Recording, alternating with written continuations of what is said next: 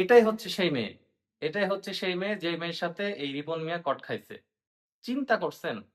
যাকে আমরা এতদিন আইডল ভাবতাম, যাকে আমরা এত ভালোবাসতাম, সেই লোকটা এই ধরনের একটা কাজ করলো। কন্টেন্ট ক্রিয়েটর রিপন মিয়ার বিরুদ্ধে একটা ১৪ বছর বয়সী স্কুল ছাত্রীকে ধর্ষণের অভিযোগ। এইটাকে বিশ্বাস করার মতো একটা কথা? আমি বুঝলাম না এই লোকটার আসলে কিসের কমতি ছিল?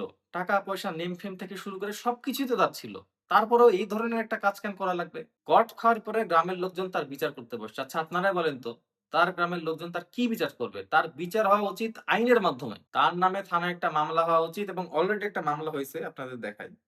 এই যে দেখেন, এই যে তার নামে কিন্তু অলরেডি এই যে মামলা হইছে। দেখছেন? গ্রামে যে বিচারটা করা হয়েছে সেখানে তাকে খুব একটা বেশি কিছু করা হয় নাই। তার থেকে ৳৫,০০,০০০ নিয়ে নাকি তাকে ছেড়ে দেওয়া হয়েছে। পরবর্তীতে এই মেয়েটা থানায় গেছে। থানায় যেয়ে আবার তার নামে ধর্ষণ মামলা করছে। এই লোকটাকে আমরা কত ভালো ভাবতাম। একটা সাদাসিধা মানুষ। এখানে যাইতো, ওখানে যাইতো, আমাদের হাসাইতো। তাকে বাংলাদেশের অনেক বড়, বড় কনটেন্ট ক্রিয়েটর নিজের বাসায় গিয়ে রান্না করে খাওয়াইছে। আর সেই লোক আজকে কি করলো? একটা ১৪ বছরের মেয়েকে রেপ করলো। এই যে দেখেন রিপন মিয়াকে নিয়ে গ্রামে বিচার বসানো হয় এবং যেখানে সে মাপ চাচ্ছে। সবার সামনে বসে হাঁটু গেড়ে সে মাপ চাচ্ছে।